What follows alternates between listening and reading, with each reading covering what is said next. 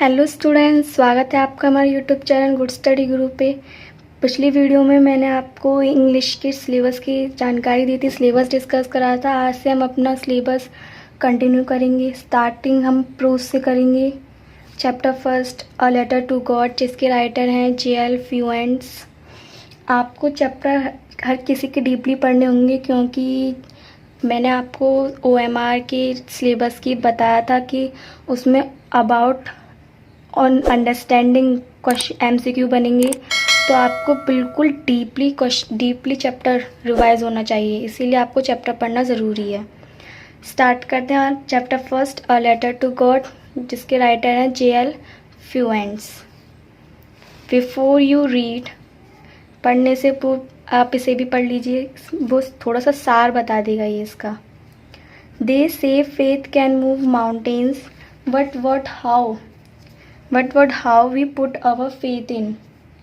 This is the question this story delicately poses.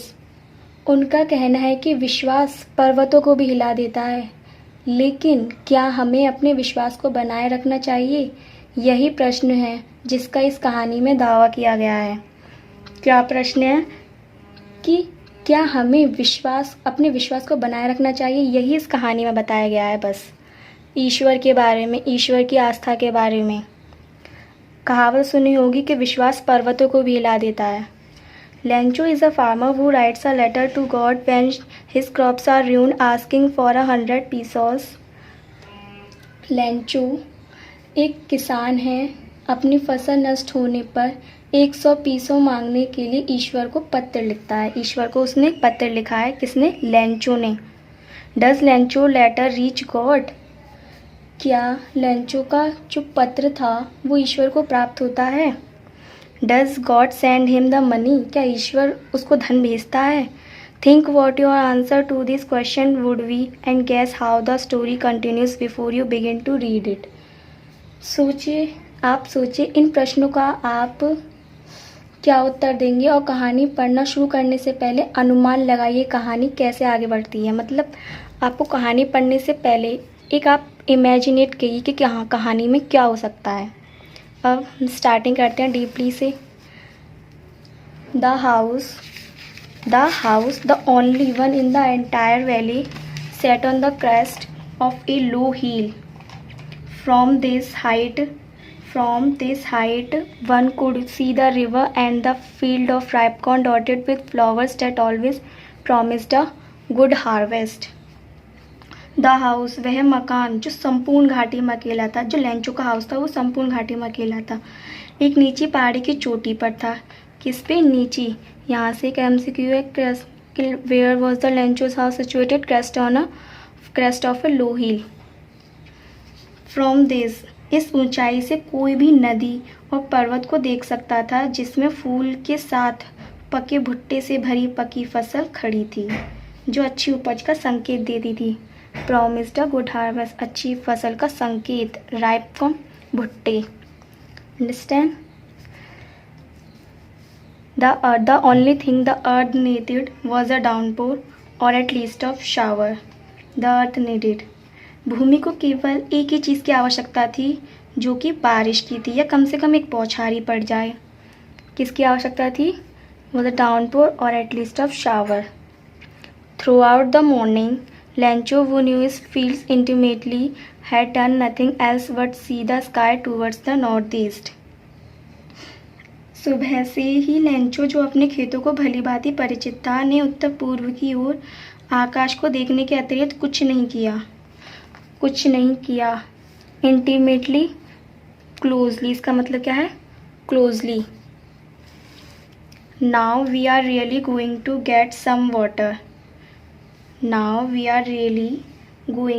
Some water.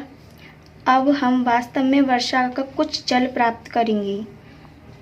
The women who was preparing supper replied, yes God willing.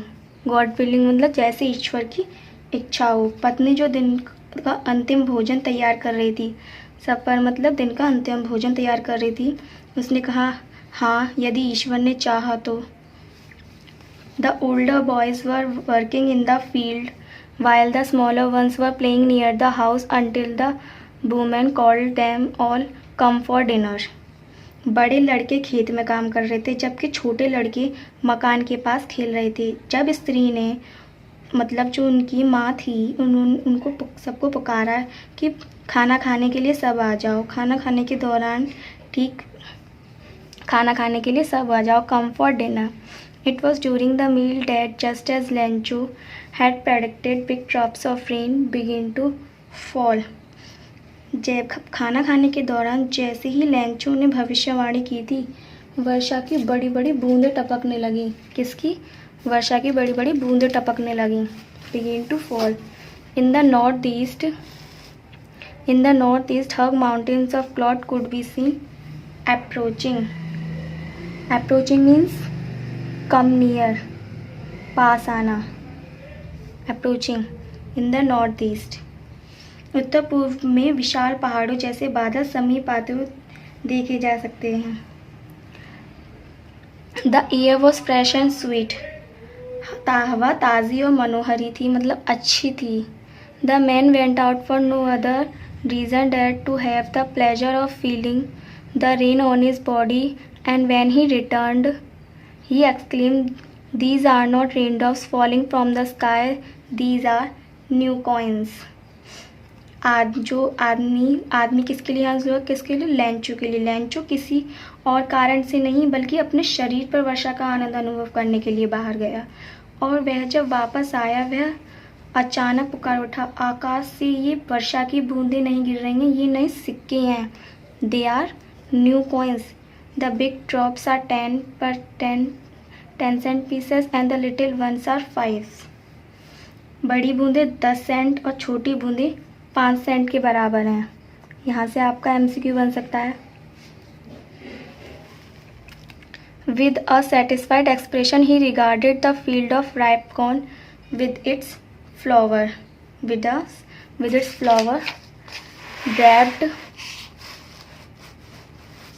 draped a curtain of rain. But suddenly a strong wind began to blow, and along with the rain, very large hailstone began to fall. Satisfied, संतुष्ट भाव से उसने सोचा कि फूल के साथ पके भुट्टे की फसल का खेत वर्षा के आवरण से पूर्णतः ढक गया है। लेकिन अचानक ही तेज़ हवा चलने लगी। सडनली, अचानक ही तेज़ हवा चलने लगी और वर्षा के साथ बड़े बड़े ओले भी गिरने लगे। लार्ज हेलस्टोन, ओले भी गिरने लगे। These truly did resemble new silver coins, the boys exposing themselves to the rain out to collect the frozen pearls. वास्तव में ये नए चांदी के सिक्कों जैसे लग रहे थे।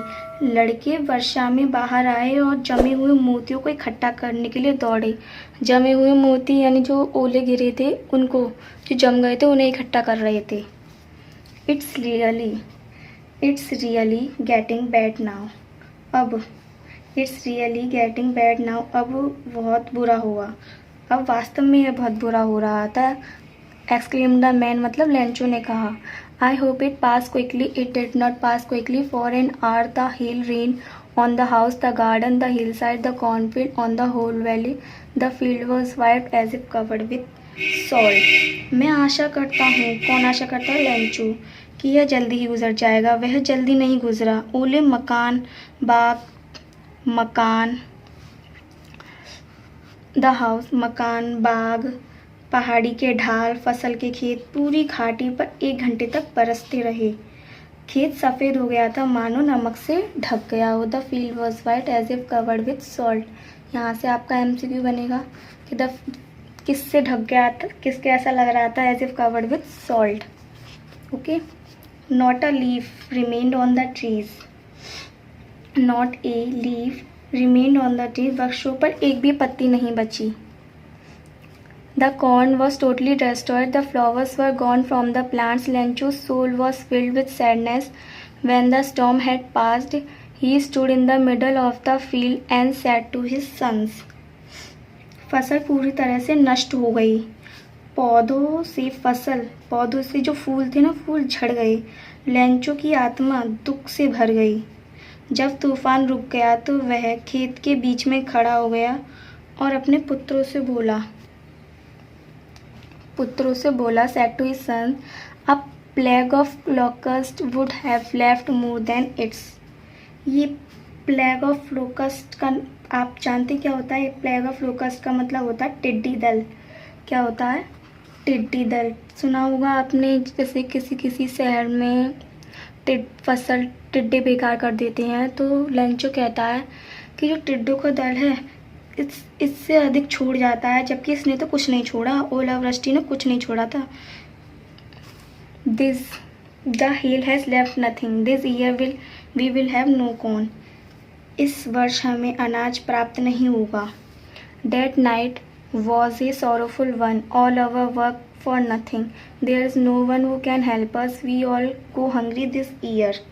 वह रात्रि दुख भरी थी, हमारी सारी मेहनत बेकार हो गई, ऐसा कोई नहीं है जो हमारी सहायता कर सके, इस वर्ष हमें भूखा रहना पड़ेगा। किसने कहा? लेंचो ने।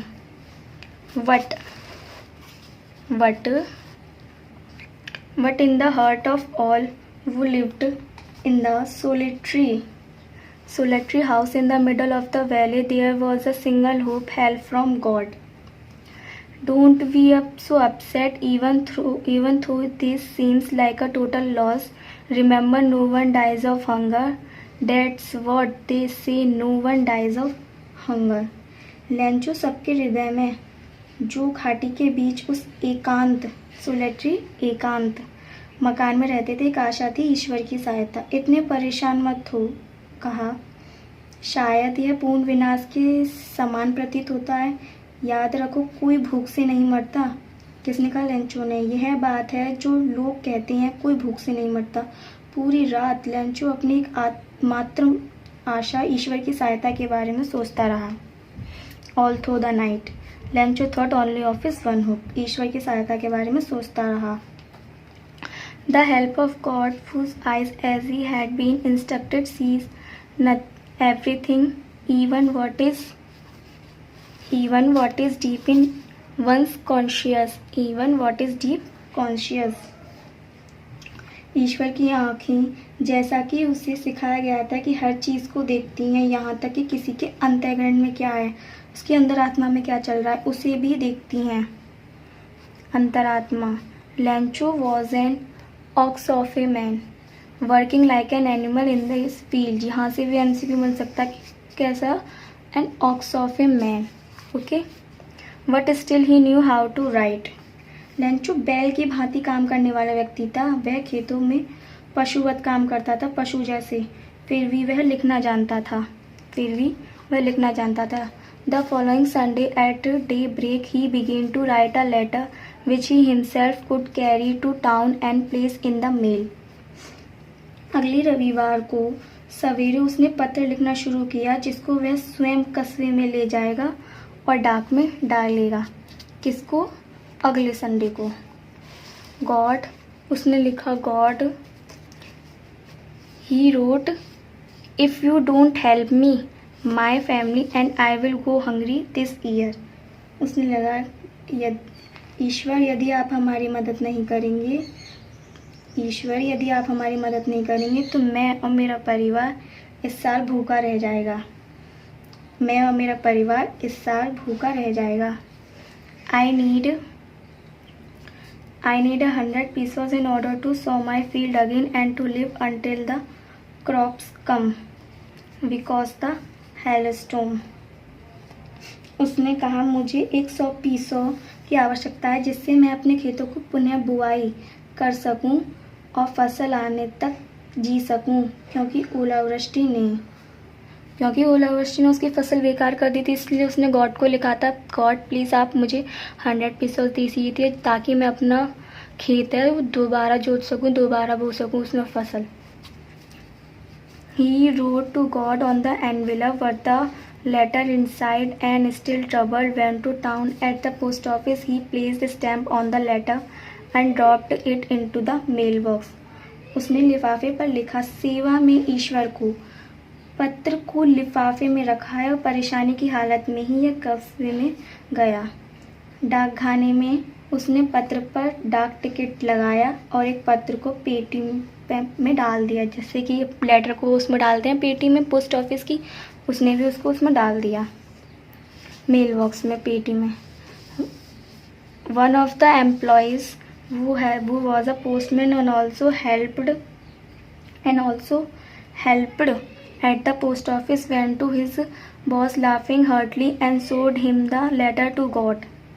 कर्मचारियों में से एक व्यक्ति जो डाकिया था, पोस्ट मास्टर में डाकिया था और डाकघर में भी सहायता करता था, खूब खुलकर हंसते हुए अपने अधिकारी के पास गया और उसको ईश्वर के नाम का एक पत्र दिखाया। किसने दिखाया? पोस्टमैन ने। किसने? पोस्टमैन ने। Never in his career as a postman had he known that address the postmaster a fat amiable fellow. यहाँ से एक MCQ बनेगा। वो पोस्टमैन कैसा था? A fat amiable fellow also broke about laughing but almost immediately he turn serious and tapping the letter on his desk. अपने पेशे में रहते हुए डाकिये ने वह पता कभी नहीं देखा था। उसने पता वो कभी नहीं देखा था। पोस्टमास्टर एक मोटा और मधुर स्वभाव का था। फैट एमिएबल फेलो मीन्स मोटा और मधुर स्वभाव का था। वह भी जोर से हंसा, परंतु लगभग तुरंत ही वह गंभीर हो गया था और डेस्क पर पत्र को धीरे धीरे थपकते हुए बोला,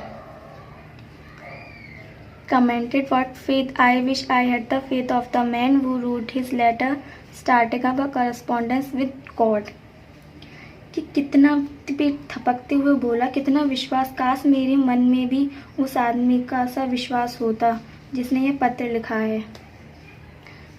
सो इन वे पत्र लिखा है, ईश्वर के साथ पत्राचार शुरू किया है। So in order not to shake the writer's faith in God, The postmaster came up with an idea. उसका उद्देश्य किसी की भावना को वो ठेस पहुंचाना नहीं था, तो उसके मन में आया कि इसने जिसको पत्र लिखा है मैं उस सही सलामत पहुंचा सकूं।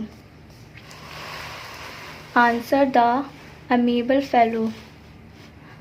Answer the letter. But when he opened it, it was evident that to answer it he needed something more than God will, ink and paper.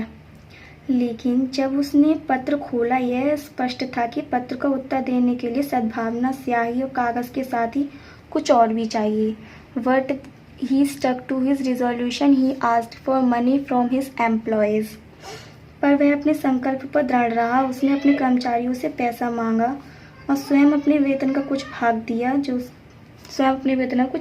He himself gave part of his salary, and several friends of his were obliged to give something for an act of charity. जो post master था उसने employees में से कुछ अपनी salary में से दिया जिससे उसकी मदद हो सके लंचों की। उसके बहुत से दोस्तों ने भी उसका साथ दिया for an act of charity.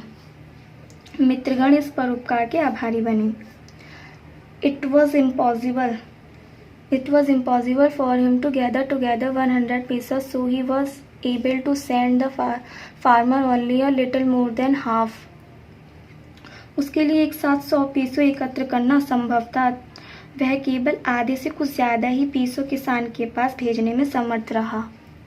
वो इतना अमीर थोड़ी ना था, उन्होंने चैरिटी के हिसाब से बांट के पैसे उसके लिए इकट्ठा करी थी। He put the money in an envelope addressed to Lenchu and with it a letter containing only a single word as a signature, God.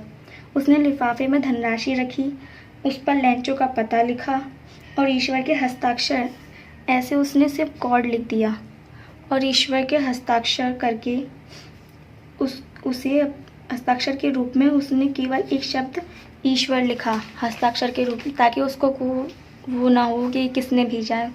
इसीलिए उसको भगवान पे विश्वास तो पहले से ही था। अब द फॉलोइंग संडे अगले Sunday Lencho came a bit earlier than usual to ask if there was a letter for him. It was the postman himself who handed the letter to him, while the postmaster, experiencing the contentment of a man who has performed a good deed, looked on from the office. The following Sunday, अगले रविवार को वह सामान्य समय से थोड़ा जल्दी, जैसे वो जाता था उससे थोड़ा जल्दी आया और यह पूछने लग गया कि उसका कोई पत्र है। डाकिये ने स्वयं उसको पत्र दिया, जबकि पोस्टमास्टर उस आदमी को संतोष का अनुभव करते हुए जिसने कोई नेक कार्य किया है अपने कार्यालय में से देखता रहा। जो पोस्टमास्टर जो उसने मदद की थी वो उसकी मदद करके काफ़ी खुश हो रहा था। उसे लग रहा था मैंने बहुत नेकी का काम किया है। जब आप भी किसी की हेल्प करते हो तो आपको अच्छा लगता होगा। Immediately Lencho went up, immediately Lencho went up, तुरंत Lencho went up to the window to ask for a paper and ink. On the public writing table, he started to write with much wrinkling of his brow caused by the efforts he had to make to express his ideas. तुरंत Lencho कागज और स्याही मांगने के लिए खिड़की पर गया। लिखने की सार्वजनिक मेज, पब्लिक जो मेज थी, उस पर लिखना शुरू किया। अपने विचारों को व्यक्त करने के प्रयत्न में उसके माथे पर बल पड़ गया। जब उसने पत्र लिखकर वह डाक टिकट खरीदने के लिए खिड़की पर गया। When he finished, he went up to the window to buy a stamp, which he licked and then affixed to the envelope with a blow of his fist. The moment the letter fell into the mailbox, the postmaster went to open it. उसने ticket को चाटा पर थूक लगाया, चाटा और अपनी मुट्ठी के प्रहार से उसको लिफाफे पर चिपका दिया। It said, God of the money and that I asked for and only 70 pesos reached me. कितने? 70 pesos कि सिर्फ मेरे पास 70 pesos पहुँचे हैं। Send me the rest. मुझे बाकी बचे हुए पैसे भेज दीजिए। Since I need it very much. But don't send it me through the mail because the post office employees are a bunch of crooks. Lencho, बाकी पैसे भेज दो, लेंचो ने कहा, क्योंकि मुझे इसकी बहुत आवश्यकता है, लेकिन इस धनराशि को मेरे पास थ्रू द मेल, मतलब डाक के द्वारा मत भेजना, क्योंकि डाकघर के कर्मचारी बेईमान का गिरोह है। बंच ऑफ क्रुक्स, यहाँ से भी एम्प्लॉयज़ बनेगा। द पोस्ट ऑफिस एम्प्लॉयज़ क्या थे? A bunch of crooks. Bunch of crooks का मतलब बेईमान का गिरोह। किसका? बेईमान का। हमारा फर्स्ट चैप्टर फिनिश होता है। अच्छे से आप हिंदी में इसका ट्रांसलेशन देख लीजिए। जो मैंने एमसीक्यू बताए हैं वो पिछली बार भी आए थे। ज़्यादातर वो एमसीक्यू आते हैं, इसीलिए आप ध्यान से उन एमसीक्यू पे ध्यान दीजिए और पूरा चैप्टर अच्छी तरह से रिवाइज़ कीजिए, समझिए पूरी स्टोरी, क्योंकि एमसीक्यू जो आपके ओमार आएंगे ऑन द चैप्टर बेस्ड पर भी आएगा आपका। मैंने आपको सिलेबस में बताया था, इसीलिए हर चैप्टर को डीपली पढ़िए ताकि आपके पूरे में से पूरे नंबर आएँ। अगर आपको हमारी वीडियो पसंद आई हो तो प्लीज़ लाइक कीजिएगा, कमेंट कीजिएगा, कोई डाउट हो तो। थैंक यू हमारी वीडियो देखने के लिए।